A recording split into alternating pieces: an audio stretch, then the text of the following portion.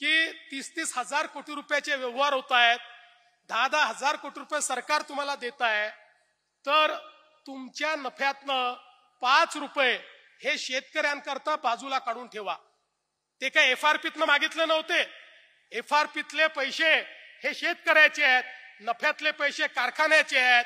आपण जर विचार केला तर या ठिकाणी 200 कारखाने आहेत, फार तर 25 लाख रुपये एका कारखान्याला त्या ठिकाणी आपण बाजूला शेतकऱ्यांकरता काढून द्यायला सांगितलं, तर त्या कारखान्यातल्या काही लोकांनी, सगळ्यांनी नाही पण काही लोकांनी असा गजब उभा केला आणि म्हणाले शेतकऱ्याकडनं तुम्ही पैसे वसूल करताय, शेतकऱ्याकडनं पैसे वसूल करताय.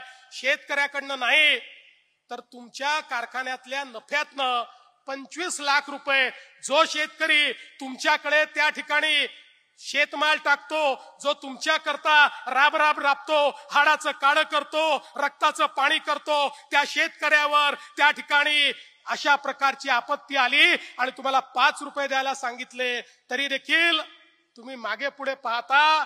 आता असे काही कारखाने मी शोधून काढले आहेत ज्यांच्याकडे शेतकऱ्याचा काटा मारला जातो. आता त्यांना मी दाखवणार आहे की तुम्ही शेतकऱ्याचा काटा मारून मारून या ठिकाणी पैसा जमा करता आणि शेतकऱ्याकरता 25 लाख रुपये द्या म्हटलं तर तुम्हाला त्या ठिकाणी देण्याची दानत नाहीये.